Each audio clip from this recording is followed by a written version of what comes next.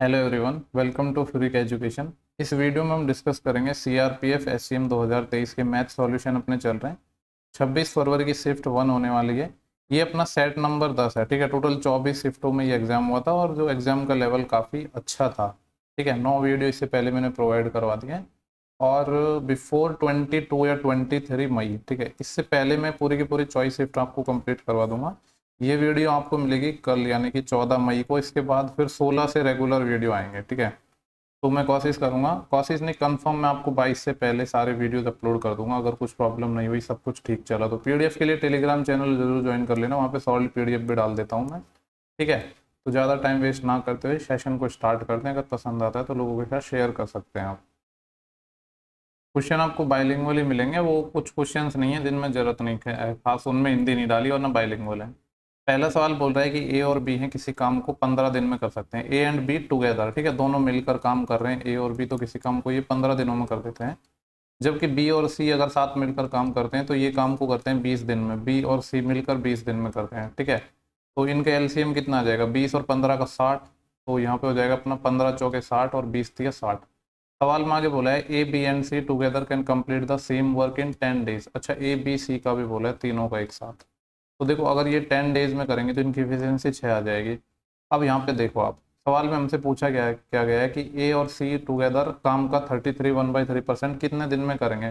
देखो, टोटल काम 60 है। 60 का 33 1/3 कितना होता है? 1/3। तो 20 काम कर रहे हैं और करना किसको है? ए और सी को। तो ए और सी की एफिशिएंसी हमें चाहिए होगी। देखो, ए प्लस बी प्लस सी तीनों की मिला के एफिशिएंसी 6 है और ए और बी की 4 है, यानी यहाँ से मैं कह सकता हूँ फिर सी की 2 रही होगी, क्योंकि तीनों का अगर सम 6 है तो यहाँ पे बी और सी का 3 है और कंप्लीट 6, यानी मैं कह सकता हूँ ए की एफिशिएंसी फिर कितनी हो गई? 3 हो गई। हमसे सवाल में बोला है कि 20 काम हमें करना है और ए और सी को करना है, यानी 2 और 3 5 की एफिशिएंसी से। 20 काम जब 5 की एफिशिएंसी से करेंगे तो कितने दिन लगेंगे? 4 डेज। ठीक है, तो सिंपल सा सवाल था। नेक्स्ट सवाल पे चलते हैं। क्वेश्चन नंबर है 2। ठीक है, जो कुछ एक क्वेश्चन ही है जो बाइलिंगुअल नहीं है, वरना सब है, तो उसके रिगार्डिंग आप मैसेज वगैरह मत करना। ठीक है, यहाँ पे जो अपना क्वेश्चन नंबर 2 है, बोला गया है कि एक 320 मीटर लंबी ट्रेन है, एक खंबे को 24 सेकेंड में पार करती है। देखो, कोई भी ट्रेन जब किसी पोल को पार करती है तो वो खुद की लंबाई चलती है। और बोला है कि 72 किलोमीटर पर आवर की चाल से अपोजिट डायरेक्शन से आ रही दूसरी ट्रेन को 21 सेकेंड में पार करती है। ट्रेन बी को 420 मीटर लंबी सुरंग को पार करने में कितना टाइम लगेगा, ये हमसे पूछा गया। देखो, सबसे पहले तो 320 मीटर लंबी ट्रेन है और 24 सेकंड में पार कर रही है। तो जैसा कि मैंने बोला कि किसी भी अगर ट्रेन, कोई भी ट्रेन है, किसी पोल को पार करेगी तो खुद की डिस्टेंस चलेगी, यानी 320 मीटर खुद की डिस्टेंस चलेगी। डिस्टेंस क्या होता है? Speed into time. मैंने मान लिया कि ट्रेन की स्पीड ए ही है। टाइम कितना लग रहा है? 24 सेकंड।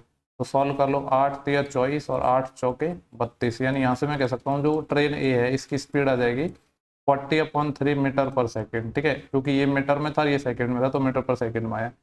अब बोला है कि जो ट्रेन ए है वो ट्रेन बी को पार करती है जो कि अपोजिट डायरेक्शन में आ रही है। देखो, ट्रेन बी अपोजिट डायरेक्शन में अगर आ रही है तो ट्रेन चाहे सेम डायरेक्शन में हो या अपोजिट डायरेक्शन में हो, तो डिस्टेंस तो ऑलवेज ऐड होती है। पहले ट्रेन की डिस्टेंस 320 मीटर है, दूसरी ट्रेन बी की डिस्टेंस लेट से कि मैं एक्स मान रहा हूँ, तो ये टोटल डिस्टेंस हो गई मीटर में। अब देखो, एक ट्रेन इधर से आ रही है, एक ट्रेन इधर से आ रही है, तो रिलेटिव स्पीड ऐड हो जाएंगी। एक ट्रेन है जिसकी स्पीड अपनी है 40/3 मीटर पर सेकंड में, तो फिर इस जो 72 किलोमीटर पर आवर है इसको भी मीटर पर सेकंड में बदल लेंगे। तो क्या करेंगे? 5/18 से मल्टीप्लाई, 18 चौके 72 और 5 चौके 20, यानी ये जो 72 किलोमीटर पर आवर है इसको आप मीटर पर सेकंड में बदलोगे तो 20 मीटर पर सेकंड हो जाएगा। तो 20 ये तो स्पीड हो गया इनटू टाइम। सवाल में बोला है कि 21 सेकंड लगते हैं, यहाँ से 21, इसको सॉल्व करेंगे तो यहाँ से क्या आ जाएगा अपना एक्स। एक्स क्या माना है? जो अदर ट्रेन है उसकी लंबाई। ठीक है, तो थोड़ा इसको सॉल्व करते हैं। देखो, ये वाले ब्रैकेट को सॉल्व करेंगे तो 3 एलसीएम आएगा, 3 इधर मल्टीप्लाई में चले जाएगा, तो 20 तिया 60, 60 और 40 100/3 और ये 21 से मल्टीप्लाई है, तो 3 से ये कितना टाइम कट जाएगा? 7 टाइम। और तो 100 × 7 कितना हो जाएगा? 700। तो इसको काट पीट के मैं 700 ही लिख देता हूँ, लेकिन ये अपना, ठीक है, हाँ 3 से तो काट दिया था ना, 700 हो गया। तो हमें x चाहिए, तो यहाँ से x कितना आ जाएगा अपना? ये तो 320 है।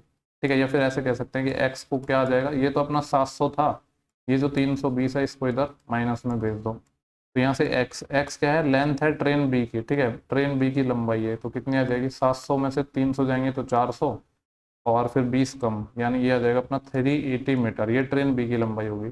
सवाल में बोला कि ट्रेन बी को 420 मीटर लंबी सुरंग को पार करने में टाइम कितना लगेगा, ये हमसे सवाल में पूछा गया है।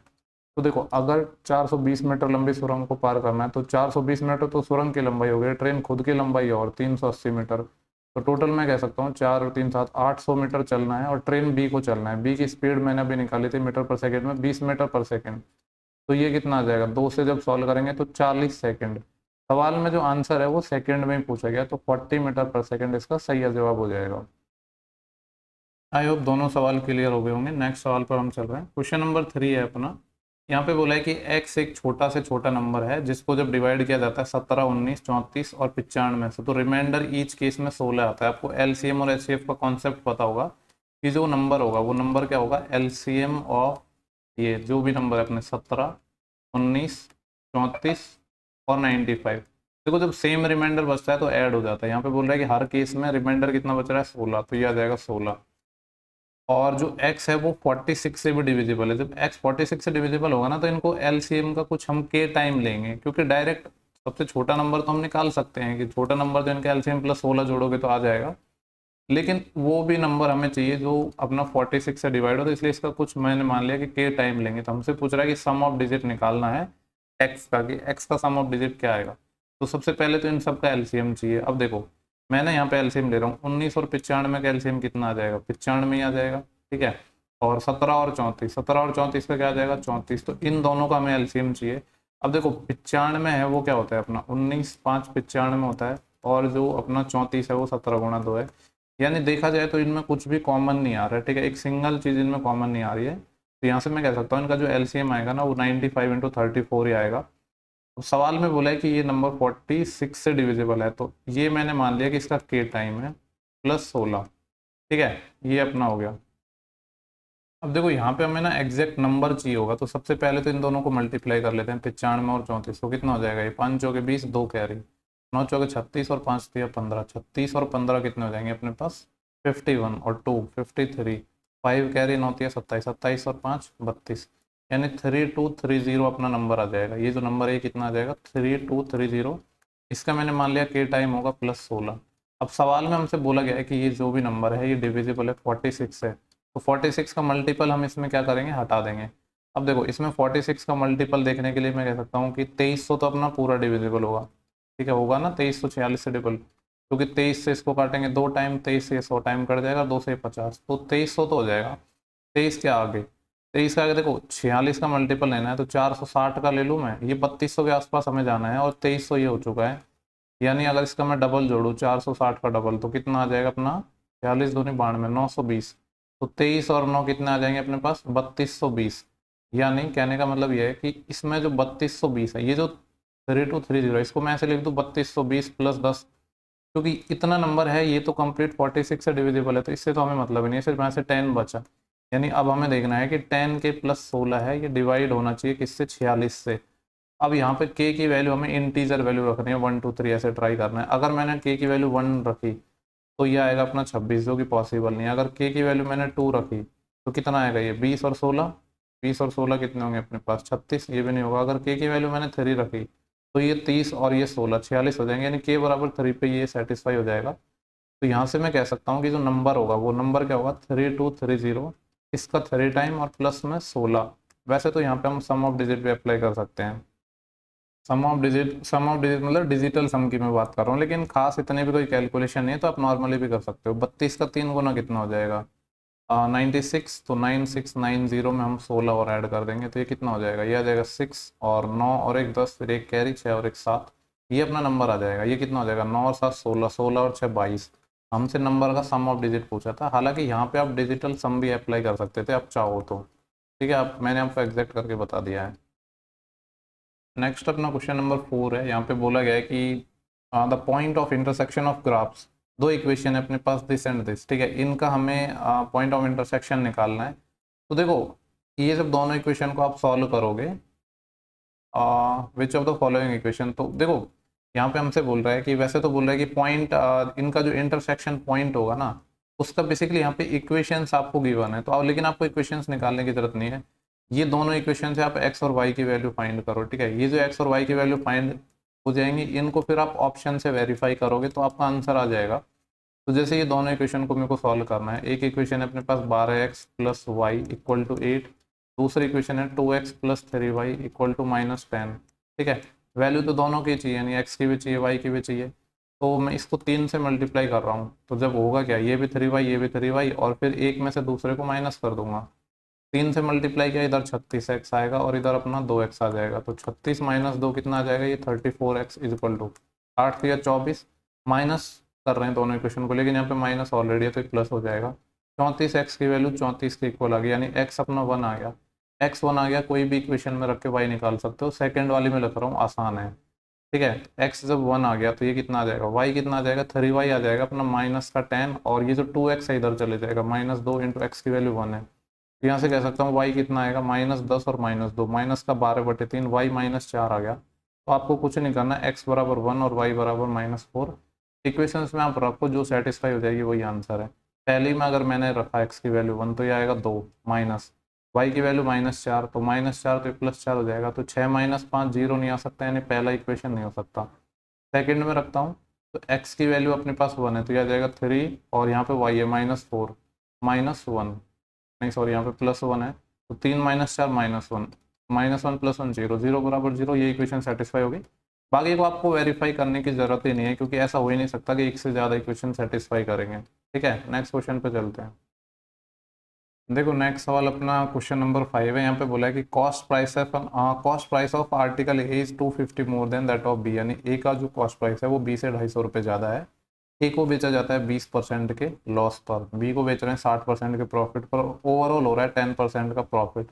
यानी मैं कह सकता हूँ यहाँ पे अपना एलिगेशन लग जाएगा। ठीक है, एलिगेशन में जो रेशियो आता है ना, ऑलवेज सीपी का आता है। ठीक है, तो ए को बेचा जाता है, अपने पास दो हैं, एक ए है एक बी है, ए को 20% लॉस पर, ठीक है तो -20 लिख दिया, बी को 60% प्रॉफिट पर तो +60, ओवरऑल 10% का प्रॉफिट हो रहा है तो ये +10। ठीक है, सॉल्व कर लेते हैं।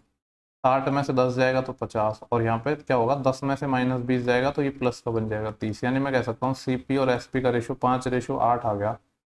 नहीं सॉरी, थोड़ा सा मैंने गड़बड़ कर दिया, इधर आएगा अपना 5:3, तभी तो ज़्यादा होगा। बोला है कि देखो यहाँ पे सवाल के अकॉर्डिंग मैं देखूँ तो 2 यूनिट ज़्यादा है।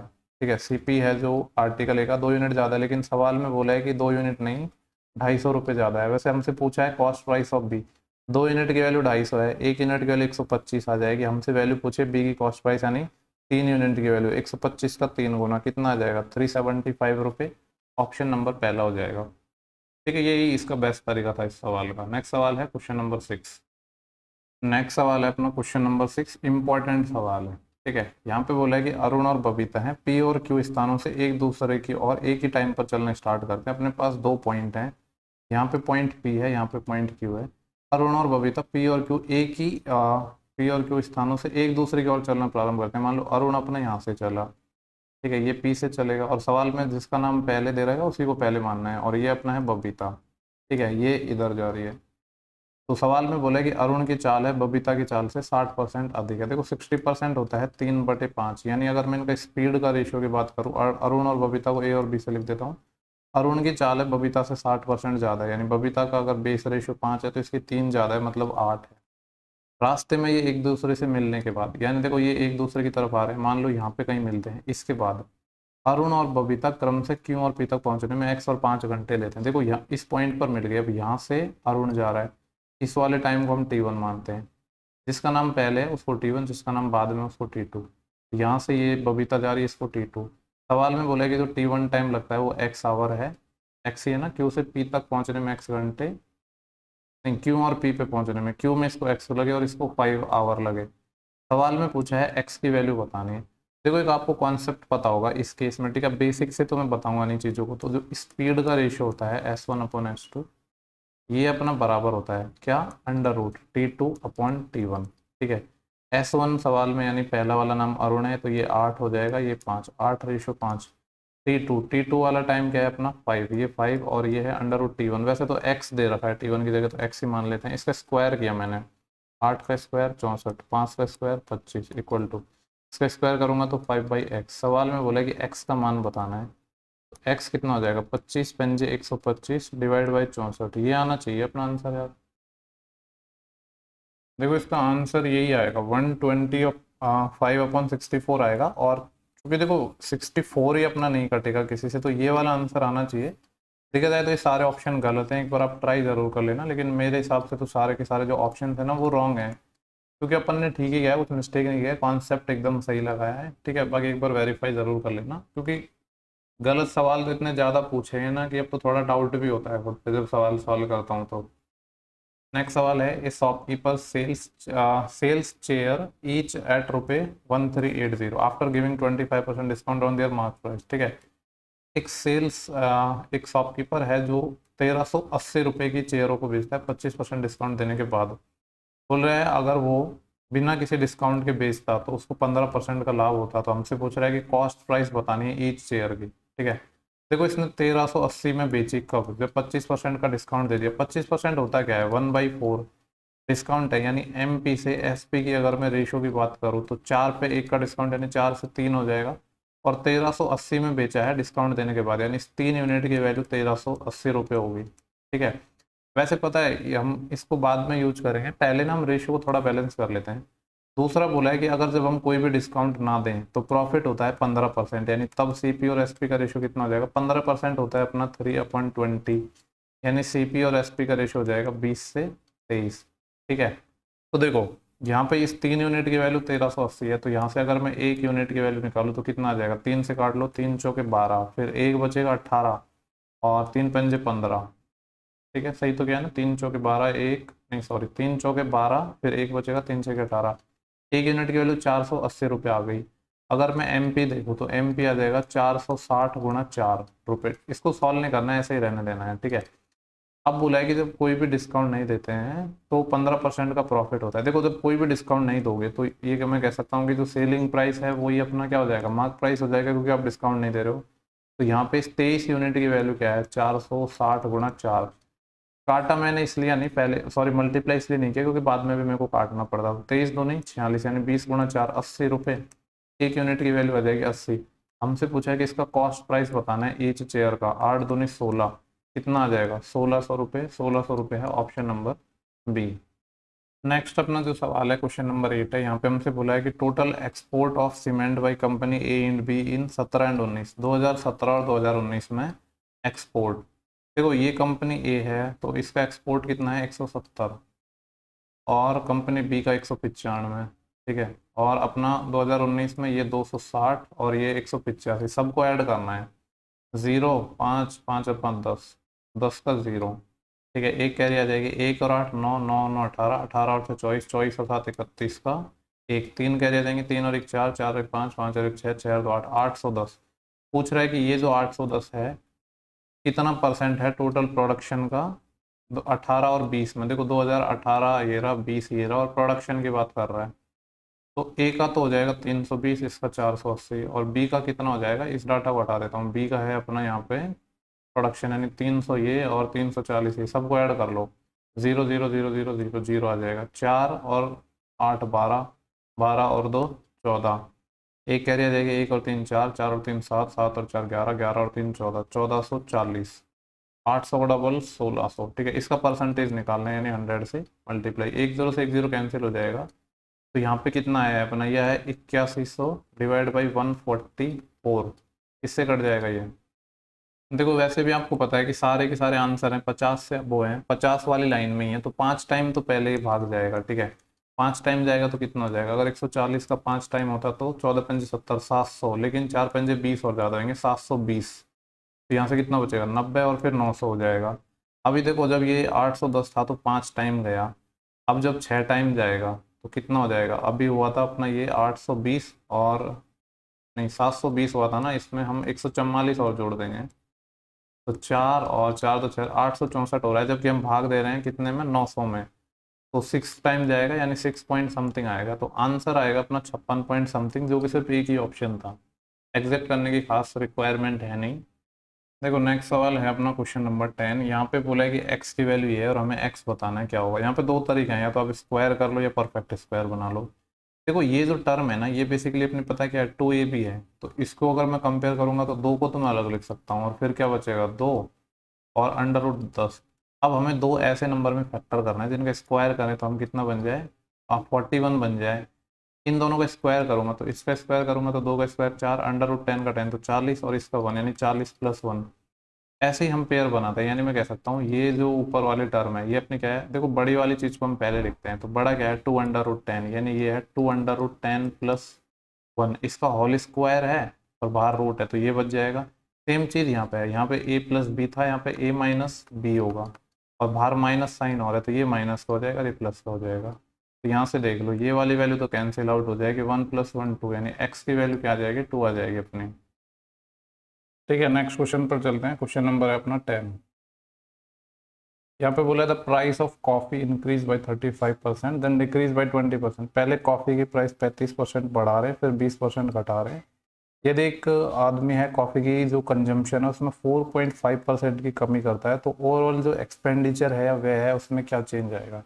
ठीक है, एक बात बताओ, जो अपना एक्सपेंडिचर है वो क्या होता है, मैं कह सकता हूँ प्राइस इनटू कंजम्पशन। ठीक है, जो टोटल खर्चा होगा वो कितना आप खर्च कर रहे हो और उसकी प्राइस क्या है वही तो होता है, तो प्राइस इनटू कंजम्पशन। हमसे पूछा कि एक्सपेंडिचर में क्या फर्क पड़ा। ठीक है, यानी सक्सेसिव भी लगा सकते हैं इसमें हम।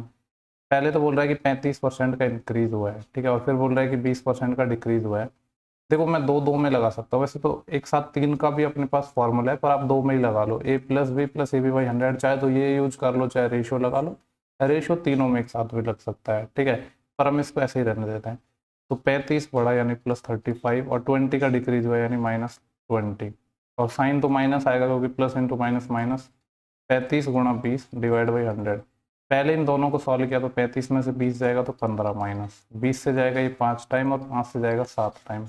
15 - 7, यहाँ पे तो 8% इंक्रीज हुआ है, लेकिन लास्ट में क्या हुआ है, 4.5% डिक्रीज हुआ है। तो अब दोनों में सक्सेसिव और लगाएंगे, यानी प्लस का 8 और माइनस का 4.5, -8 × 4.5 ÷ 100। ठीक है, देखो 8 में से जब 4.5 जाएंगे तो कितने बचेंगे, 8 में से 4 गया तो 4, 4 में से भी 0.5 होगा यानी 3.5, और 3.5 में से भी कुछ माइनस ही हो रहा है, यानी देखो ओवरऑल तो इंक्रीज ही आएगा। ठीक है, तो डिक्रीज तो आना नहीं है, यानी ये वाला ऑप्शन खत्म और ये वाला खत्म। और जो इंक्रीज है वो 3.5 से कम आएगा, जबकि ये तो 5.5 है, तो ये भी नहीं हो सकता, यही होगा। एग्जैक्ट आपको करने की जरूरत ही नहीं है, वैसे तो कर सकते हो, यहाँ पे आपको सिर्फ 100 से डिवाइड तो करना है, लेकिन जरूरत नहीं है। ठीक है, 3.14% अप्रोक्स आ जाएगा, क्योंकि ऑप्शन हमने यहाँ पे एलिमिनेट कर लिए हैं। नेक्स्ट सवाल है 11। बोला है कि एक ट्राइंगल है ए बी सी जिसमें अपन को साइड्स गिवन है। ठीक है, नाम दे देता हूँ, ये ए हो गया, ये बी हो गया, ये सी हो गया। ए बी की वैल्यू 8 है, 8 नहीं है, 8√2 है, और ए सी है अपना 17। एंगल ए बी सी यानी this angle is 135 degree, then what is the length of B C. तो जो तीसरी साइड है या तीसरी भुजा है उसकी हमें लेंथ निकालनी है। यहाँ पे क्या लगाएंगे हम, कॉसाइन रूल लगाएंगे। ठीक है, क्या निकालेंगे, cos b मतलब cos 135, तो cos 135 सेकेंड क्वाड्रेंट में होता है तो नेगेटिव आएगा। और 135 को हम सॉल्व कैसे करते हैं, इसको हम लिखेंगे 90 डिग्री के मल्टीपल में लिखते हैं, 90 × 1 + 45, यानी सेकेंड क्वाड्रेंट में आएगा नेगेटिव। 1 से मल्टीप्लाई है, ऑड नंबर से मल्टीप्लाई है, तो कॉस साइन में कन्वर्ट हो जाएगा, तो साइन 45 आएगा। साइन 45 होता है 1/√2 इक्वल टू, कोसाइन रूल क्या कहता है, इसके सामने वाली साइड्स को छोड़ दो पहले। ठीक है, पहले हम कौन सी साइड लेनी है, एक तो ये वाली साइड यानी ए बी, तो 8√2 इसका स्क्वायर, डायरेक्ट स्क्वायर लिख दो कि 8 का स्क्वायर 64 और √2 का 2 यानी 128, प्लस ये वाली साइड बी सी इसका स्क्वायर, और माइनस करते हैं इसके सामने वाली साइड यानी 17 का स्क्वायर 289, डिवाइड आता है 2 इंटू, ये इसके सामने वाली साइड में लेते हैं बाकी दो साइड, यानी 8√2 और ये आ जाएगा अपना बी सी। ठीक है, यहाँ पे हम थोड़ी ऑप्शन की हेल्प लेंगे सॉल्व करने में अगर ज़रूरत पड़ी तो देखो यहाँ पे √2 से √2 तो अपना कैंसिल हो गया, तो ये कितना आएगा, 8 दूनी 16 यानी माइनस का 16 बी सी इजक्वल टू, ये कितना आया, प्लस का 128 है और माइनस का 289 है, तो माइनस का ही बचेगा, और बचेगा कितना, पहले मैं प्लस में से घटा रहा हूँ, 1 और 8 में से 2 6 और 2 में 161, लेकिन माइनस का 161 और प्लस का बी सी स्क्वायर है। देखो एक तो तरीका है कि यहाँ पे हम क्वाड्रेटिक इक्वेशन बना के सॉल्व कर सकते हैं, नॉट ए बिग डील, लेकिन अगर मैं ऑप्शन ट्राई करूँ तो एक चीज़ तो कंफर्म है कि अगर ये वाली वैल्यू को इस वाली वैल्यू को इक्वल करना है, यहाँ पे तो चलो बी सी स्क्वायर में, लेकिन यहाँ पे तो स्क्वायर में नहीं है ना, यानी मैं कह सकता हूँ जो बी सी की वैल्यू है ना वो रूट में नहीं आ सकती, क्योंकि 16 से मल्टीप्लाई होकर फिर रूट गायब नहीं होगा, तो रूट वाले दो ऑप्शन तो आप देख के हटा सकते हो। अब अपने पास दो ऑप्शन बचे, अब आप सिक्वेंस से ट्राई कर लो, क्योंकि दो ऑप्शन हमने हटा दिया, वैसा तो है नहीं कि हमें एग्जैक्ट क्या आएगा वो तो हमें नहीं पता, तो अब मैं 7 ट्राई कर रहा हूँ। अगर मैंने 7 ट्राई किया तो ये कितना आएगा, 16 7 112, यानी -112 आया। यहाँ पे -161 है और प्लस का 7 का स्क्वायर 49। इसको सॉल्व किया तो कितना आएगा, ये हो जाएगा 49, 11 और एक 12, -112 ही आ रहा है, यानी ये 7 है, ये सेटिस्फाई कर गया। एक तो तरीका कि यहाँ पे आप क्वाड्रेटिक वगैरह बनाते हैं, लेकिन उसकी जरूरत नहीं है, वो तो रेयर केस में जब बात नहीं बनती है तो बनाना होता है। ठीक है, आई क्वेश्चन क्लियर हो गया होगा। नेक्स्ट सवाल पर चलते हैं। मैं इतनी उम्मीद तो करके चल रहा हूँ कि आपको कोसाइन रूल पता होगा, नहीं भी पता है तो फिर भी मैंने बता दिया है। ठीक है, नेक्स्ट सवाल यहाँ पे बोला है ए और बी ने 2:3 और 4:4/9 के रेशियो में पैसा लगाया। देखो ये है 2/3 और ये है 4/9। पहले तो इस रेशियो को ना थोड़ी सिंपल फॉर्म में बदल दें, क्रॉस मल्टीप्लाई। 9 दूनी 18 और 4 तिया 12, 9 दूनी 18, 4 तिया 12, इसको 6 से काट सकता हूँ तो 6 तिया 18 और 6 दूनी 12, यानी ये 3:2 में आ जाएगा। ठीक है, सिंपल रेशियो में जब हम इसको कन्वर्ट करेंगे तो ए और बी का जो रेशियो है वो कितना आ गया, ये 3 आ गया, ये 2 आ गया। फर्दर सवाल में बोला है कि 3 माह के बाद ए अपनी पूंजी, और यहाँ पे चलो हिंदी में मैं थोड़ा सा इसको एडजस्ट कर देता हूँ। क्या बोला है कि 3 माह के बाद ए अपनी पूंजी में 33 1/3% की वृद्धि कर रहा है। देखो ये 3 महीने तक चला और फिर ए के बारे में बोला है 3 यूनिट 3 महीने तक चला। अब जो इसका कैपिटल था उसमें 33 1/3% इंक्रीज कर रहा है। 33 1/3% 1/3 होता है 3 में, तो 3 का 1/3 कितना होगा 1, यानी 3 में 1 इंक्रीज किया तो 4 हो गया। और बी अपनी पूंजी में 50% की वृद्धि करता है। 3 महीने तक लगाया, फिर 50% बढ़ा लिया। 2 का 50% कितना होता है 1, यानी एक 2 था, एक बढ़ा दिया, अब 3 हो गया। कितने महीने की बात हो रही है, वार्षिक लाभ, यानी 12 महीने की बात चल रही है, तो ये भी 12 महीने तक चलेगा।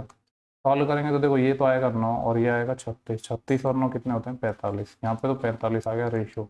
यह है 2 तिया 6 और 9 तिया 27, 27 और 6 33, 3 से काट लेंगे, 3 से जाएगा ये 15 टाइम और 3 से जाएगा 11 टाइम, तो 15:11 आ गया। सवाल में बोला है कि 36.4 का जो ईयरली लाभ है उसमें ए का पार्ट निकालना है। देखो 15 और 11 26। वैसे जहां तक मुझे ध्यान आ रहा है ऐसा सेम सवाल पहले भी आया था, उसमें डाटा गड़बड़ था। सेम सवाल तो रिपीट नहीं कर दिया इन्होंने।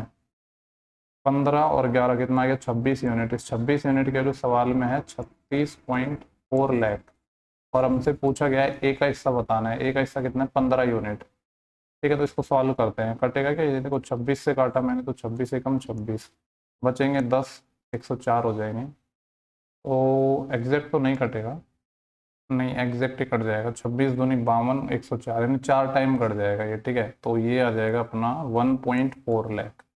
एक यूनिट की वैल्यू 1.4 लाख आ गया, हमें 15 की वैल्यू चाहिए, तो 15 गुणा 1.4, 15 रहेंगे 150 और 15 चौके 60, यानी 15 और 6 21, 21 लाख आ जाएगा। ये तो सही सवाल है, वो अलग था। 21 लाख, ऑप्शन सी हो जाएगा। नेक्स्ट सवाल है क्वेश्चन थर्ड। क्योंकि ऐसा कुछ सेम सवाल अपनी पुरानी शिफ्ट में भी आया था। यहाँ पे बोला है कि 5 पेन और 3 पेंसिलों का जो सीपी है वो 94 है। देखो एक अपने पास पेन है और एक अपने पास क्या है पेंसिल है। मैं सपोज मान रहा हूँ कि एक पेन का प्राइस x रुपये है, एक पेंसिल का y रुपये है, तो 5 पेन यानी एक इक्वेशन बनेगी 5x, और 3 पेंसिल यानी 3y, ये क्या है 94 है।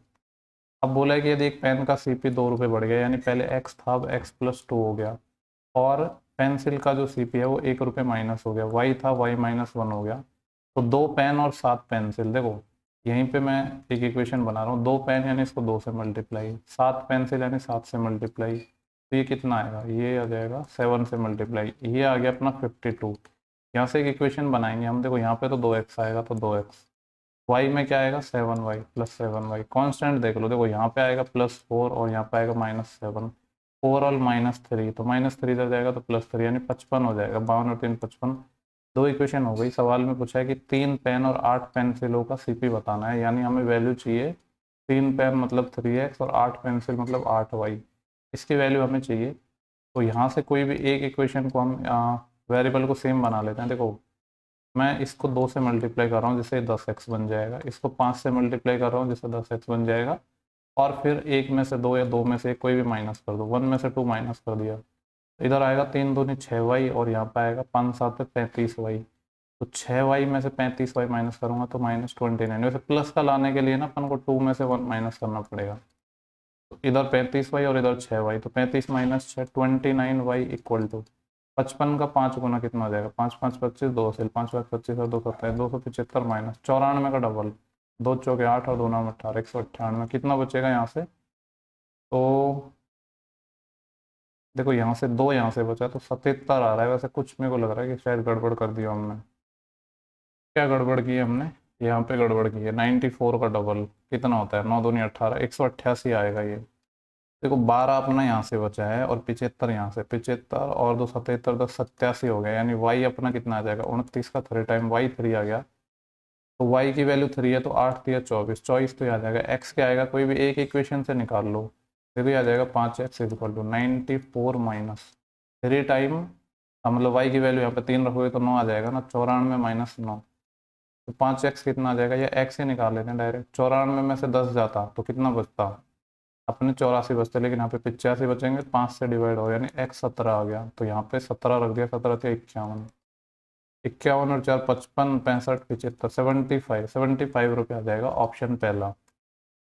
देखो नेक्स्ट अपना ये जो क्वेश्चन 14 है ना, पहली बात तो ये जो ऑप्शंस है ना, ये सारे के सारे रॉन्ग ऑप्शन है, ठीक है, लेकिन मैं आपको इसका सॉल्यूशन जरूर बताऊंगा।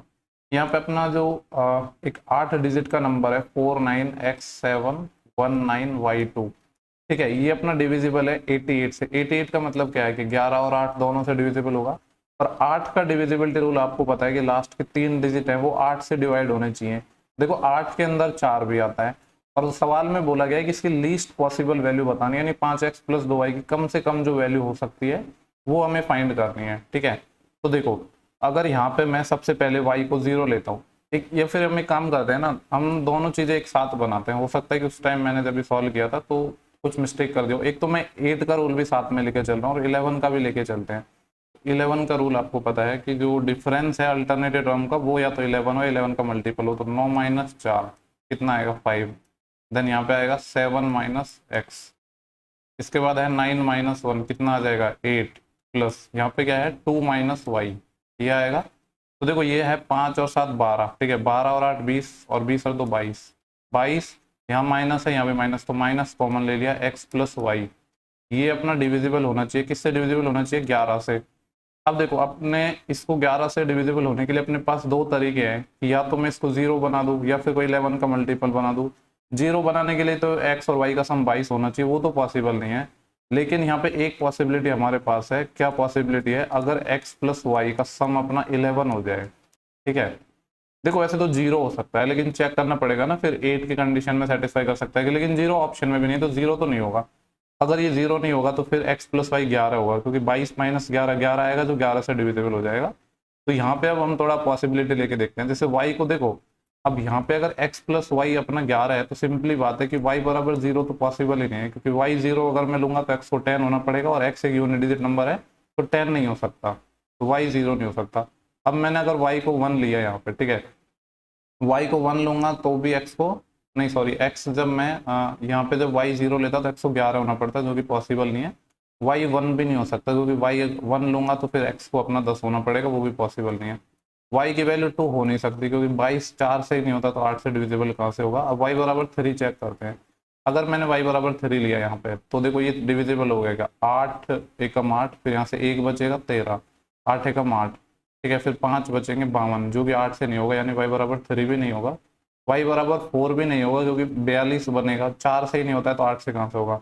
अगर y बराबर मैं 5 लेता हूँ, ठीक है, y की वैल्यू देखो, अगर मैंने 5 ली यहाँ पे तो ये कितना आएगा? 8 एकम 8, फिर 1 15, 8 एकम 8 7 72, 8 9 72, तो y बराबर 5 पे सेटिस्फाई हो जाएगा। जब y 5 होगा तो x को कितना होना पड़ेगा? 6 होना पड़ेगा, ठीक है।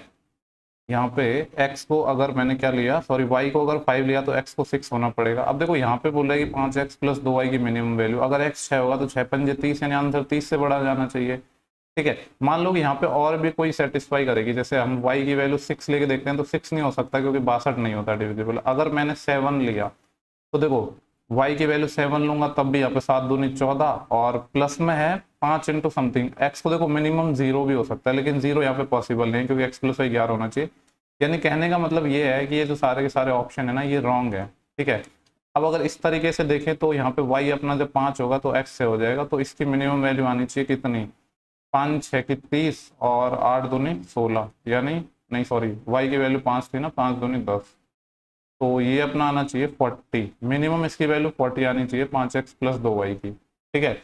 अगर इससे छोटा कोई और ऑप्शन सेटिस्फाई कर रहा है तो एक बार ट्राई जरूर कर लेना। मतलब ऐसा हो सकता है कि y की कोई बड़ी वैल्यू ले हम और x की कोई वैल्यू छोटी आ जाए, ठीक है, चलो मैं आपको बता ही देता हूँ। अगर मैं y की वैल्यू 8 लूंगा तो 82 नहीं हो पाएगा, y की वैल्यू 9 नहीं, 9 भी नहीं हो पाएगा, सिर्फ यही पॉसिबल है अपने पास। 40 सवाल का आंसर होना चाहिए, लेकिन यहाँ पे सारे के सारे जो ऑप्शन है वो रॉन्ग गिवन है। ठीक है, और इस सीरीज में तो बहुत ज़्यादा ऑप्शन रॉन्ग मिले हैं, तो खास ज़्यादा कोई सोचने वाली बात नहीं है। हालांकि एग्जाम में इतने ज़्यादा क्वेश्चन रॉन्ग बनाना, ठीक है, ये नहीं होने चाहिए, क्योंकि इससे ना जब आप क्वेश्चन सॉल्व करते हो तो डीमोटिवेट होते हो, हमें थोड़ा डाउट होता है कि यार कहीं हमने ही तो गलत नहीं किया। नेक्स्ट सवाल है a प्लस बी प्लस सी का सम है 1728। ए देखो यहाँ पे एक तो अपन को रेशियो गिवन है a अपॉन बी प्लस सी, कितना है 5, 3:5। एक दूसरा रेशियो गिवन है b अपॉन ए प्लस सी। देखो हैं तो ये दोनों या दोनों रेशियो हैं वो a प्लस बी प्लस सी का ही है। अगर मैं सम की बात करूँ तो इसका सम कितना हो रहा है, 3 और 5 8 यूनिट हो रहा है। ठीक है, जबकि इसका सम 7 और 2 9 यूनिट हो रहा है। देखो ए बी सी है तो सेम होने चाहिए, तो सेम होने के लिए इसको 8 से मल्टीप्लाई करना पड़ेगा, ऊपर नीचे दोनों, और इसको 9 से मल्टीप्लाई। तो यहाँ से मैं कह सकता हूँ जो ए प्लस बी प्लस सी है ये रेशियो में, अभी भी वैल्यू सिर्फ रेशियो में आएगी, कितनी आ जाएगी 8 नाम 72, या 8 गुणा 9 ही लिख दूँ। तो सवाल में इसकी वैल्यू हमें गिवन है 1728। ठीक है, यहाँ से हम एक रेशियो की वैल्यू निकाल रहा हूँ, तो काट लेते हैं, 9 और 8 दोनों से कटेगा, ये पहले 9 से काट रहा हूँ, 9 एकम 9, फिर यहाँ से बचेंगे अपने पास कितने 8, 82 हो जाएंगे, 9 9 81, फिर 1 18, 9 दूनी 18, फिर 8 से काटा तो 8 दूनी 16, फिर बचेंगे कितने 3 32, 8 चौके 32, एक यूनिट की वैल्यू 24 आ गई। हमें चाहिए सी की वैल्यू। देखो सी की वैल्यू है कितनी अपने पास, यहाँ पे देखो आप, देखो ए की वैल्यू कितना है हमारे पास, मैं रेशियो में बात कर रहा हूँ, ये जो वैल्यू बात कर रहा हूँ ये भी रेशियो में बात कर रहा हूँ। सी हमें चाहिए, देखो ए की वैल्यू है, इसको हमने 9 से मल्टीप्लाई किया ना रेशियो को, तो 27 रेशियो है। और बी की कितनी है देखो, या ए बी की निकालने की भी जरूरत नहीं है, हमें सी की चाहिए ना। देखो ए प्लस सी का कितना है, इसको 8 से मल्टीप्लाई किया यानी 56 है, तो यहाँ से मैं कह सकता हूँ जो सी की वैल्यू है वो है 56 में से ए की माइनस कर दो यानी 27, तो कितना आएगा ये आ जाएगा अपना 29, 29। तो सी की जो वैल्यू है रेशियो में वो है 29, लेकिन हमें एग्जैक्ट चाहिए, तो एग्जैक्ट क्या हो जाएगी, जो सी की वैल्यू है अपने पास, ठीक है, वो हो जाएगी 29 × 24। देखो 4 नाम 36, अगर मैं यूनिट डिजिट की बात करूँ तो 6 आ रहा है, 6 सिर्फ एक ही ऑप्शन में, तो ज़्यादा सोचने की जरूरत है नहीं। नेक्स्ट सवाल पे चलते हैं, क्योंकि देखो कैलकुलेशन सिर्फ हम वहाँ करते हैं जहाँ हमें चाहिए। ठीक है, अब जहाँ यूनिट डिजिट वगैरह इन छोटी छोटी चीज़ों से बात बन जाए तो वहाँ कैलकुलेशन करने की आपको बिल्कुल जरूरत नहीं है, अगर आप करते हो तो आप अपना टाइम वेस्ट कर रहे हो। देखो नेक्स्ट सवाल है अपना क्वेश्चन नंबर 16। यहाँ पे बोला गया कि एक्स किसी काम को 30 दिन में करता है और वाई है वो 20% ज़्यादा एफिशिएंट है किससे, एक्स से, और जेड है वो 25% कम है। देखो ऐसे सवालों को जब भी आप सॉल्व करो ना, तो जो आप इफिशिएंसी का रेशियो लो ना, उस रेशियो को आपको काटना नहीं है। ठीक है, ऐसा मैंने आपको एक प्रॉफिट लॉस में भी कॉन्सेप्ट बताया था कि जो रेशियो से अगर आप करते हो तो रेशियो को आपको काटना नहीं है, वरना गड़बड़ हो जाती है ऐसे सवालों में। तो यहाँ पे बोला है कि वाई है वो 20% ज़्यादा एफिशिएंट है एक्स से। ठीक है, तो देखो एक्स और वाई का रेशियो यहाँ पे आ जाएगा, 20% होता है 1/5, और वाई एक्स से ज़्यादा एफिशिएंट है, यानी अगर एक्स 5 है तो ये 6 हो जाएगा। और जेड है वो 25% कम एफिशिएंट है वाई से, तो वाई और जेड का आ जाएगा यहाँ पे। देखो 25% कितना होता है 1/4। ठीक है, और क्या था यहाँ पे 25% कम एफिशिएंट था वाई से। देखो वाई अगर 4 है तो ये 1 कम है यानी 3। अब देखो यहाँ पे ना हम काटते नहीं है रेशियो को, अब जैसे मैं नॉर्मल तरीके से आपको रेशियो बताता हूँ मर्ज करके, लेकिन वो वाली चीज़ यहाँ पे नहीं करनी है। अगर वो करो तो फिर आपको रेशियो काटने नहीं है। ठीक है, तो इसको हमें वाई को सेम बनाना है, यानी 6 और 12 को सेम बनाना है, तो ऊपर नीचे 2 से मल्टीप्लाई कर दिया, यहाँ पे 3 से मल्टीप्लाई कर दिया, तो यहाँ से टोटल वर्क अपना निकल जाएगा कितना। बोला था कि एक्स 30 दिन में किसी काम को कर सकता है, तो 30 इंटू एक्स की जो एफिशिएंसी है वो कितनी है 5 दूनी 10, यानी टोटल काम है अपना 300। बोल रहा है कि जो 35% काम है उसको वाई और जेड साथ मिलकर करते हैं। देखो 300 का 35% कितना हो जाएगा, इसका 35% हो जाएगा 35 या 105, 105 काम हो जाएगा जिसको वाई और जेड कर रहे हैं। वाई की एफिशिएंसी कितनी है 12, जेड की कितनी है 9, तो 12 और 9 21 के हिसाब से काम होगा, 21 पंजे 105, 5 दिन तो यहाँ पे लगे।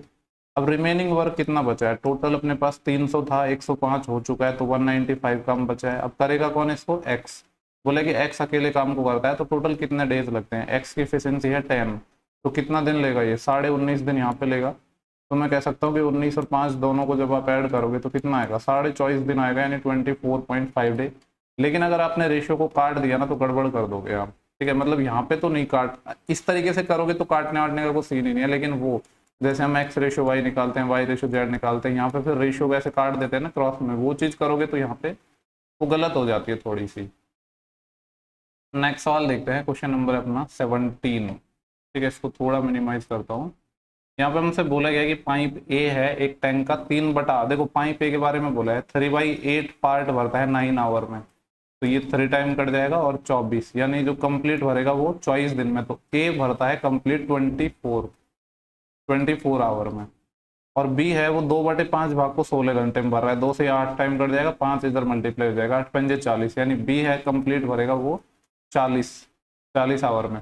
और पाइप सी है वो खाली करने वाला पाइप है, जब तीनों को एक साथ खोल दिया जाता है, एक साथ 8 आवर के लिए खोला जाता है, तो टैंक का 2/5 भाग भर जाता है। देखो इन दोनों का एलसीएम ले लेते हैं, 40 और 24 का एलसीएम आ जाएगा 120, 24 पंजे 120, 40 के 120। क्या बोला है सवाल में, हम तीनों पाइपों को एक साथ खोल रहे हैं, ठीक है, तो पहला पाइप 5 भरता है, दूसरा पाइप 3 भरता है, ये 8 भरते हैं, लेकिन पाइप जो थर्ड है या पाइप सी है उसके बारे में नहीं पता, मैं मान रहा हूँ कि वो सी खाली करता है। इनको कितने घंटे के लिए खोल रहे हैं हम, 8 घंटे के लिए, तो टैंक का 2/5 पार्ट भर जाता है। टैंक टोटल कितना है 120, 120 का कितना भर रहा है 2/5, यहाँ से सॉल्व कर लो, सी की एफिशिएंसी आ जाएगी, 5 से ये 24 टाइम और 24 दूनी 48, ठीक है, और 48 8 से कट जाएगा 6 टाइम, यानी मैं कह सकता हूँ जो सी की एफिशिएंसी आएगी 6 इधर आ जाएगा, 8 - 6 2, तो सी की एफिशिएंसी आ गई 2, यानी सी हर एक घंटे में 2 यूनिट खाली करता है। हमसे बोल रहा है कि बी और सी मिलकर टैंक के 5/8 भाग को भरने में कितना टाइम लेंगे। देखो यहाँ पे टोटल है 120, 120 का कितना भरना है हमें 5/8 पार्ट, ठीक है, और कौन भर रहा है बी और सी, तो बी और सी की एफिशिएंसी देख लो, बी 3 भरता है और ए 2 खाली करता है, ये खाली करने वाला पाइप है तो 2 खाली करेगा, तो 1 घंटे में ये 3 भरता है 2 खाली करता है, तो मैं कह सकता हूँ कि ओवरऑल एक ही भर पाएगा। तो देख लो यहाँ से टोटल कितना टाइम लगेगा, ये 8 से कट जाएगा अपना 15 टाइम, 15 × 120 होते हैं, 15 × 5 = 75, तो 75 आवर लगेंगे टोटल टैंक को फिल होने में। यहाँ पे क्वेश्चन बोल रहा है कि दो सॉल्यूशन है अपने पास ए और बी, तो विलियन ए और बी में अल्कोहल और वाटर का जो रेशियो है वो 5, देखो दो सॉल्यूशन है, एक तो सॉल्यूशन ए है एक सॉल्यूशन बी है, दोनों सॉल्यूशन में अपने पास क्या है, पहले एक तो अल्कोहल है और एक अपना वाटर है, ठीक है, ये 5:4 में है, और बी में ये जो रेशियो है ये 7:11 है। सवाल में आगे बोला है कि 5 लीटर ए को 6 लीटर बी के साथ मिलाया जाता है। देखो ए का हम 5 लीटर और बी के 6 लीटर के साथ मिला रहे हैं, तो यहाँ पे ये है 5:4 में और ये है 7:11 में, ठीक है, तो 5 और 4 कितना हो गया, ये 9। देखो यहाँ पे ये टोटल 5 और 4 9 यूनिट हो गया, इस 9 यूनिट की वैल्यू 5 है, क्योंकि बोला है ना कि ए का 5 लीटर मिला रहे हैं, तो 1 यूनिट की वैल्यू 5/9 आ जाएगी। तो यहाँ से मैं कह सकता हूँ जो अपना थर्ड मिक्सचर बनेगा, जो रिजल्टेंट मिक्सचर बनेगा, उसमें अपन रेशियो निकाल रहे हैं डायरेक्ट अल्कोहल टू वाटर, तो यहाँ से एक रेशियो की वैल्यू 5/9 आई है, तो उसमें अल्कोहल कितना हो गया, इसका 5 गुना यानी 25/9, ठीक है, और इसमें वाटर कितना होगा, इसका 5 गुना, 5 × 20/9, ये तो ए का हो गया। और बोल रहा है कि 5 लीटर ए को 6 लीटर हम बी के साथ मिला रहे थे, वो 11 और 7 18, 18 यूनिट की वैल्यू 6 लीटर है, तो 1 यूनिट की वैल्यू 1/3 आ जाएगी, तो ये कितना हो जाएगा 25/9, तो ये था, और इसका 1/3, तो 7/3 ये, और वाटर कितना आ जाएगा अपना 11/3, ठीक है। और इसके बाद बोला है कि जो रिजल्टेंट मिक्सचर उसमें 1 लीटर अल्कोहल और 3 लीटर वाटर और हमने ऐड कर दिया। देखो इसमें अल्कोहल वापस 1 लीटर और ऐड कर रहे हैं और वाटर कितना कर रहे हैं 3 लीटर ऐड, सबको ऐड कर लो। देखो अल्कोहल कितना है अपना, एक तो है 25/9 प्लस 7/3 प्लस 1, इसको सॉल्व करेंगे तो 9 एलसीएम आएगा, तो यहाँ पर हो जाएगा 25 प्लस 9 में 3 का भाग दूंगा तो 3 टाइम, 3 7 21 प्लस, और 9 एकम 9, 21 और 9 30, 30 और 25 कितना हो जाएंगे 55/9, 55 में कहीं ना कहीं 11 छिपा है, 11 छिपा है, तो ये दो ऑप्शन अपने आएंगे, ठीक है। तो ये तो हो गया अपना अल्कोहल का, यानी ये तो आ गया 55/9, इन सबको मैं हटा रहा हूँ यहाँ से, और जो अपना अल्कोहल है यहाँ पे लिख देते हैं, ये तो 55/9 आ गया। वैसे तो आंसर पता चल रहा है कि दोनों में से एक ही होगा, लेकिन सेकंड वाले को सॉल्व करना पड़ेगा, एग्जैक्ट नहीं कह सकते हैं क्या होगा। यहाँ पे ये है 20/9, 11/3 और प्लस 3, सॉल्व करेंगे तो एलसीएम कितना आएगा अपना 9 ही आएगा, तो यहाँ पे ये हो जाएगा 20 प्लस ये 3 टाइम जाएगा 33 प्लस 9 3 27, तो कितना हो जाएगा ये देखो 30 और 20 50, 50 और 3 53, 53 और 7 60, 60 और 20 80, 80/9 आएगा ये, तो ये आ जाएगा 80/9। देखो 9 से तो 9 कैंसिल हो जाएगा और 5 से और हो जाएगा, ये 5 से 11 और ये 5 से 16, तो कितना आ जाएगा 11:16, ऑप्शन बी हो जाएगा। अपना जो नेक्स्ट सवाल है क्वेश्चन नंबर 19, यहाँ पे हमसे बोला गया है कि ठोस क्या है, लंबवृत्त बेलन है, सिलेंडर है, जिसका टोटल सरफेस एरिया है 372 पाई सेंटीमीटर स्क्वायर। देखो जो सिलेंडर का टोटल सरफेस एरिया होता है टी, जो टोटल सरफेस एरिया टी ऐसे है वो क्या होता है 2 पाई आर, आर प्लस एच, यही होता है, ठीक है, ये फॉर्मूला है। इसकी वैल्यू सवाल में बोला है कि 372 पाई के इक्वल है। यहाँ से पाई तो पाई से पाई कैंसिल हो जाएगा, और बोला है कि इसकी जो ऊंचाई है वो 25 है, ठीक है, हाइट इसकी 25 है, और इसका जो वॉल्यूम है, आयतन है, गोले के वॉल्यूम के 1/5 के इक्वल है। तो हमसे पूछ रहा है गोले का पृष्ठ क्षेत्रफल। ओके, देखो यहाँ पे अगर मैं बात करूँ तो इसका जो वॉल्यूम है, जो सिलेंडर का वॉल्यूम क्या होता है, पाई आर स्क्वायर एच, ये बराबर है 1/5 टाइम ऑफ किसके, 1/5 टाइम ऑफ स्फेयर, स्फेयर के 1/5 के इक्वल है। तो हमें निकालना है गोले का पृष्ठ क्षेत्रफल। तो देखो यहाँ से मैं ये कह सकता हूँ कि जो स्फेयर है या गोला है उसका वॉल्यूम हम निकाल सकते हैं ना, 5 को इधर मल्टीप्लाई कर दो तो 5 into pi r square h इसका वॉल्यूम आ जाएगा। तो यहाँ पे पहले तो मैं वैल्यूज रखता हूँ, 2 इंटू आर हमें नहीं पता है तो आर की जगह मैंने आर ही रख दिया। यहाँ पे आर नहीं पता है लेकिन एच पता है, एच कितना है 25, ये अपना इक्वल है 372 के। तो देखो यहाँ से 2 से ये कैंसिल हो जाएगा, कितना, 2 एकम 2, और फिर बचेगा 1 16, 2 इंटू 16 और 2 6 की 12, ठीक है। तो r इंटू आर प्लस 25 अपना 186 है। देखो एक तो तरीका है कि क्वाड्रेटिक बनाओ, लेकिन क्वाड्रेटिक वगैरह बनाने की ना जरूरत नहीं होती। यहाँ पे आप देखो 25 प्लस को समथिंग आएगा और वो 186 आना चाहिए। देखो आपको पता है छोटी वैल्यू तो r के आने से रही, 1 2 ये सब तो आएंगे नहीं। तो अगर मैं यहाँ पे क्या लेता हूँ, 5 लेता हूँ तो ये हो जाएगा 30 30 50 150, 5 भी छोटा रहेगा। अगर मैंने 6 लिया तो 25 और 6 ये कितना हो जाएगा 31, और 31 गुणा 6 कितना होता है 180, बिल्कुल। तो यहाँ पे r बराबर 6 हमने क्या सेटिस्फाई कर दिया। अब यहाँ पे आप क्वाड्रेटिक बनाते हैं लेकिन वो नहीं बनाते, हम कभी नहीं बनाते हैं, क्वाड्रेटिक की जरूरत होती नहीं है, बस थोड़ा सा दिमाग लगाना होता है। रेडियस 6 आ गई, तो यहाँ से मैं कह सकता हूँ इसका जो वॉल्यूम है 5 इंटू पाई की वैल्यू 22/7 इंटू आर 6 का स्क्वायर 36, और हाइट हमारे पास गिवन थी 25, ये स्फेयर के वॉल्यूम के इक्वल है। और स्फेयर का वॉल्यूम क्या होता है अपना 4/3 पाई। देखो वैसे पाई की जगह पाई भी रखे रहते तो हम कट जाता, 4/3 पाई आर क्यूब, ठीक है, मैंने कैपिटल आर मान लिया जो स्फेयर या गोला है उसकी त्रिज्या। तो यहाँ से पाई से तो पाई कट जाएगा, और 4 से ये 9 टाइम कट जाएगा, और कुछ बचाएगा। देखो यहाँ पे है 25 गुणा 5 125 इंटू ये 3 इधर मल्टीप्लाई हो जाएगा 27, इसको मैं लिख सकता हूँ 5 की पावर 3, इसको 3 की पावर 3, ये आर क्यूब है। तो यहाँ से आपको सिंपली पता चल रहा है आर कितना आ जाएगा 15। आर अगर 15 आ गया और हमसे पूछ रहा है गोला या स्फेयर का पृष्ठ क्षेत्रफल निकालना है। गोले का जो पृष्ठ क्षेत्रफल क्या होता है 4 पाई आर स्क्वायर। तो यहाँ पे वैल्यूज रख दो, देखो आंसर पाई में है तो पाई को तो छेड़ना ही नहीं है, और आर हमने यहाँ पे निकाला है 15, 15 का स्क्वायर 225, 200 का 4 गुना 800 होता है, 25 का 4 गुना 100, तो 800 और एक 900, तो 900 पाई आ जाएगा। ऑप्शन नंबर अपना पहला हो जाएगा। देखो नेक्स्ट क्वेश्चन नंबर 20 ना बहुत इंपॉर्टेंट सवाल है। यहाँ पे हमसे बोला गया कि एक समूह में कुछ लड़कियों का जो एवरेज वेट है वो 54.8 है। आगे बोला है जब एवरेज वेट 56.4 kg वाली 5 लड़कियां ग्रुप में छोड़ देती है। देखो पहले मान लो इनिशियल में x लड़की थी, अब 5 लड़कियों ने ग्रुप छोड़ दिया है, और औसत भार कितने वाली 10 लड़कियां शामिल हो गई, यानी ओवरऑल जो फाइनल अभी जो लड़के हैं वो अपने पास x+5 है, ठीक है। तो इससे हुआ क्या है कि लड़कियों का औसत भार 380 ग्राम बढ़ गया। तो यहाँ पे हम क्या करेंगे, बढ़ी हुई चीज़ों में लगाएंगे। आपको पता है एवरेज क्या होता है, एवरेज होता है सम अपॉन नंबर, ठीक है।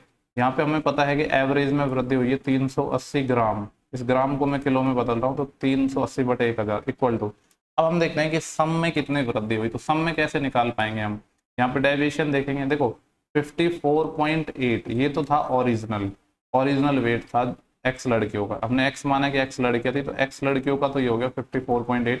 इसके बाद बोला है कि 56.4 वाली 5 लड़कियां ग्रुप छोड़ा है।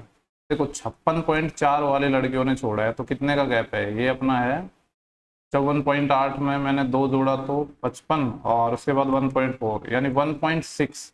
तो यहाँ पे जो 5 लड़कियां गई है वो कितना ज्यादा लेके गई है, 1.6 किलो ज्यादा लेके गई है जो एवरेज था ना उससे। तो एवरेज में कमी आएगी, कितने लड़कियों पर है 5 लड़कियों पर, तो 8 किलो का डेविएशन तो यहाँ से आया।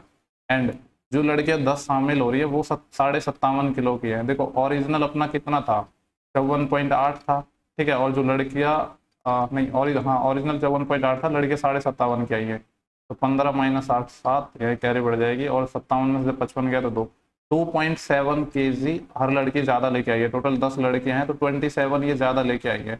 तो मैं यहाँ से कह सकता हूँ कि ओवरऑल चेंज क्या हुआ है, 27 तो ज़्यादा आया है और 8 गया है, तो कितना हो जाएगा ये अपना 19 किलो ज़्यादा हो गया। यानी मैं कह सकता हूँ सम में वृद्धि कितनी हो गई अपनी 29 kg की हो गई। बस वही कॉन्सेप्ट हमें यहाँ पे लगाना है। मैंने ये जो भी चीज़ें सारी मैं इंक्रीज में लगा रहा हूँ, एवरेज में वृद्धि, सम में वृद्धि और नंबर। तो जो सम में वृद्धि हुई है वो 19 किलो की हुई है। किलो में इसलिए बदला मैंने इसको क्योंकि यहाँ पे आंसर सारे किलो में ही है। अब देखो काफ़ी लोग इसमें ज़रूर गलती करते हैं, यहाँ पे एक्स रख देते हैं जबकि एक्स नहीं होगा।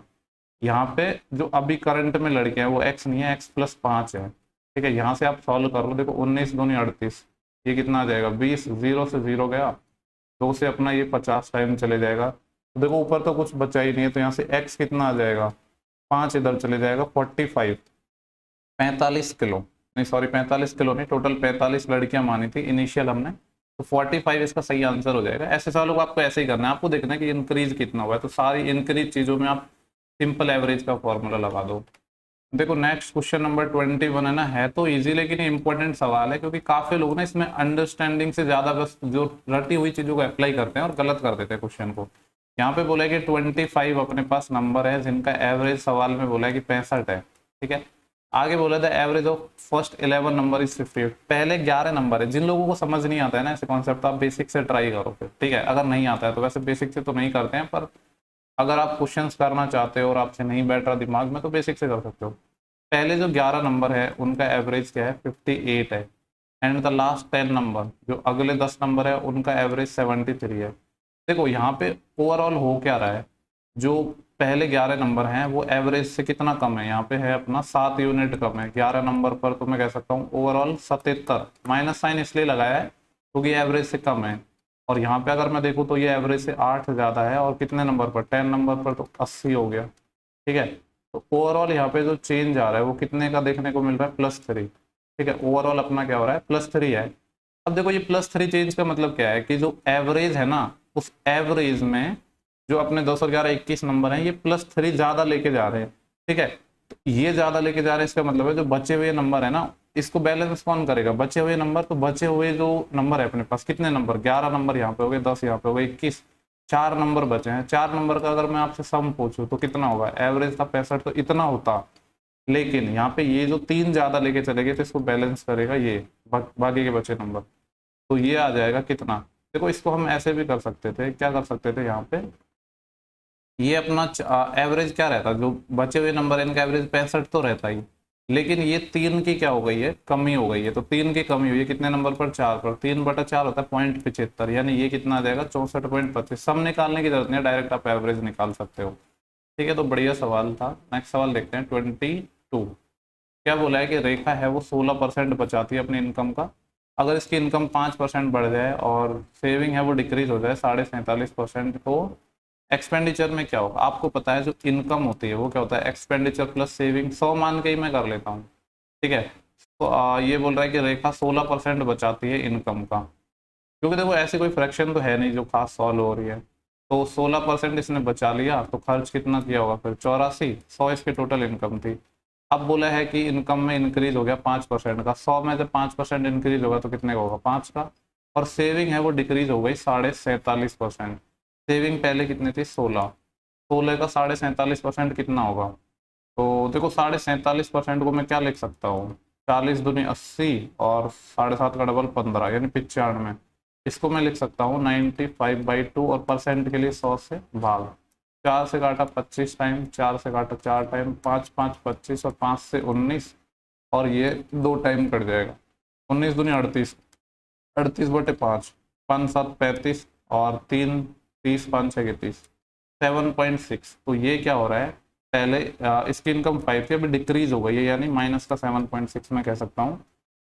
तो जो अपना एक्सपेंडिचर है, एक्सपेंडिचर क्या हुआ, मैंने मान लिया कि एक्स है। ठीक है, तो ऐसे एक्स कितना आ जाएगा, ये इधर ऐड हो जाएगा यानी 12.6 हो जाएगा, तो एक्सपेंडिचर में इंक्रीज हुआ है 12.6 का, तो हमें परसेंटेज चेंज निकालना है, तो 12.6 का इंक्रीज है कितने पर, ओरिजिनल जो था 84 पर, परसेंटेज के लिए। तो सॉल्व कर लो इसको, देखो इसका जो एक जीरो है ना इसके पॉइंट हटाने के काम आ जाएगा, ये हो जाएगा 126, और 6 से ये कट जाएगा, 6 एकम 6 बचेंगे 2, 6 चौके 24, और 6 से ये कटेगा तो 6 दूनी 12 और 6 एकम 6, 7 से कट जाएगा 7 दूनी 14, 7 से 21, और 2 से अपना ये 5 टाइम, 3 पंजे 15, कितना आ गया 15% है एक्सपेंडिचर इंक्रीज हो जाएगा। ठीक है, 2 3 सवाल और बचे हैं, ये अपना एवरेज का सवाल है। ठीक है, टाइम स्पीड डिस्टेंस से जो एवरेज स्पीड पूछता है ना, उसी का सवाल है। तो यहाँ पे बोला है कि अमन है वो पहले 2 घंटे ट्रेवल करता है 45 से। आपको पता है जो एवरेज स्पीड होती है वो क्या होती है, टोटल डिस्टेंस बटे टोटल टाइम टेकन। ठीक है, सवाल में बोला है कि पहले 2 घंटे वो 45 से चल रहा है, तो कितना चलेगा 90 किलोमीटर। और कितने घंटे चला 2। उसके बाद 3.5 घंटे चल रहा है एक्स से, तो कितना चलेगा 3.5 को मैं 3.5 ही लिख देता हूँ, और एक्स घंटे चला तो इतने डिस्टेंस चलेगा। टाइम यहाँ पे हो गया 3.5।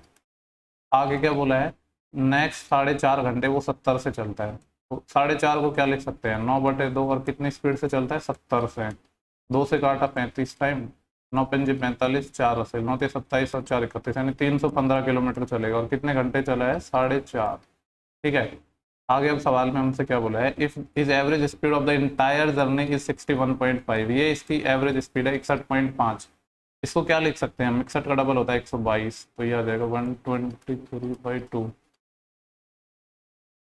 इसको सॉल्व कर लेते हैं, ये कितना आएगा, देखो ये है अपना 4 और 3 7, 7 और 2 और 1 10, ये 10 हो जाएगा। ठीक है, 10 हो जाएगा तो 2 से ये 5 टाइम कट जाएगा और ये इधर मल्टीप्लाई हो जाएगा। तो देखो अगर 100 गुणा 100 होता तो 500 और 23 पंजे 115, यानी 615 हो जाएगा ये। और ये कितना हो जाएगा 315 और 90, 331 और 9 40, यानी 405। और इसको भी इधर भेजना है हमें 405। और ये कितना बचेगा 3.5x, इसको मैं लिख देता हूँ 7/2x।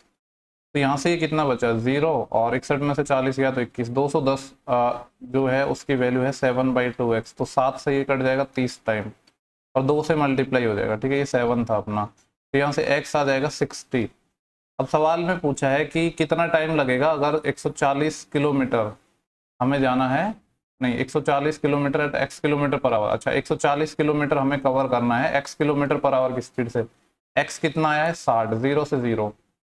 ठीक है, तो ये कितना आ जाएगा 6 दूनी 12, और फिर बचेगा अपने पास 2/6, 2/6 मतलब 1/3, तो 2 1/3, ऑप्शन थर्ड हो जाएगा। नेक्स्ट सवाल अपना सिंप्लीफिकेशन का है, यहाँ पे इसको सॉल्व करना है। लास्ट सवाल है शिफ्ट का अपना। यहाँ पे बोल रहा है कि एक इलेक्शन हुआ है जिसमें 2 लोग हैं, 10% ने अपना वोट नहीं डाला है और 15% को इनवैलिड घोषित कर दिया। देखो 100 से ही कर लेते हैं अपन। ठीक है, वैसे तो 10% होता है अपना, 100 से ही कर लेते हैं। 100 टोटल वोट थे मैंने मान लिया, जिसमें से बोल रहा है कि 10% ने तो वोट डाला ही नहीं, तो कितने ने डाला 90। 90 में से भी बोल रहा है कि 15% इनवैलिड हो गए। 15% होता है कितना अपना 3/20, तो 20 में से 3 इनवैलिड हो गए, तो वैलिड कितने होंगे 17/20। ये अपने वैलिड वोट आ गए। और बोल रहा है कि जो जीतने वाला उम्मीदवार है उसको वैलिड वोट का 58% मिला है। अब देखो एक को मिला है 58%, तो दूसरे को कितना मिला होगा 42%, क्योंकि हार जीत तो टोटल 100% ही होते हैं, वोट अपने आप में 100% ही होते हैं। काफी लोग ये वाला 100 और ये वाला 100 अलग है दोनों, काफी लोग इसमें ही कंफ्यूज हो जाते हैं। ठीक है, तो इसको 58% मिले तो इसको 42% मिलेंगे, क्योंकि तभी तो ये मिलके 100 बनाएंगे। तो यहाँ पे मैं देख पा रहा हूँ कि ये 16% आ रहा है इन दोनों का गैप। अब 16% किसका आएगा वैलिड वोट का, 16% को फ्रैक्शन में लिख सकता हूँ 4 चौके 16 और 4/25, यानी ये जो वैल्यू है इसका 4/25। ये जो डिफरेंस है यही सवाल में बोला है कि 4,896 वोटों से ये जीत गए। तो यहाँ पे सॉल्व कर लेते हैं इसको। देखो किससे काटता हूँ, पहले यहाँ पे अपना 5 से काट लेता हूँ, 5 5 25, 5 से जाएगा कितना टाइम 18 टाइम, फिर यहाँ पे ये चले जाएगा अपना 2 से 10 टाइम और 2 से 9 टाइम, 2 से 5 टाइम और 2 से 2 टाइम। ठीक है, इधर तो 5 5 25 बचा है जो इधर मल्टीप्लाई हो जाएगा। और यहाँ पे कितना बचा है 9 × 17 × 2। पहले 17 से काट रहा हूँ इसको, 17 दूनी 34, बचेंगे 14, 149, 17 × 136, फिर बचेंगे 13, 17 × 136, 17 से काट लिया। अब 9 और 2 18 से काट रहा हूँ डायरेक्ट, 18 एकम 18, बचेंगे 10, 108, 18 × 5 90, 18 × 6 108, यानी 1 यूनिट की वैल्यू यहाँ पे आ गई 5 5 25। कितना आ गया 25 × 16, तो ये कितना आ जाएगा देखो 25 6 की होता है 150, फिर आएगी अपनी 15 कैरी, 25 एकम 25, 25 और 15 40, 1 यूनिट की वैल्यू 400 है। तो यहाँ से कह सकता हूँ जो टोटल वोट तो अपने कितने होंगे 40,000 होंगे। लेकिन सवाल में ना हमसे ये नहीं पूछा है, सवाल में पूछा है कि वैलिड वोट की संख्या बतानी है। तो वैलिड वोट कितने होंगे, टोटल अपने पास 40,000 थे। ठीक है, 40,000 में 10% तो डाले ही नहीं, तो 90% ने डाले, यानी इसका 9/10। इसमें से भी 15% इनवैलिड हो गए, तो इसमें 85% वैलिड होंगे, यानी 17/20। ये हमें फाइंड करने को बोला है सवाल में। तो 1 0 1 0 1 0 1 0, यहाँ पे 2 बचा है जिससे ये 200 टाइम कट जाएगा। अब देखो 17 दूनी होते हैं 34, ये 17 गुणा 9 कर लो पहले, 17 नंबर 153 और 153 का डबल 306 और पीछे 2 जीरो और चिपक जाएंगे, यानी 30,600 आएगा ऑप्शन सी। तो ये अपने सारे क्वेश्चन हो चुके हैं, ठीक है। ये आई थिंक 26 तारीख की शिफ्ट 1 है। अब देखो टोटल अपने पास ना 11-12 शिफ्ट बच रही है और मैं कोशिश करूंगा कि मैं नेक्स्ट आपको 4 से 5 दिन में ये सारी शिफ्ट खत्म करवा दूँ, ठीक है, क्योंकि काफ़ी ज़्यादा डिले हो गया है।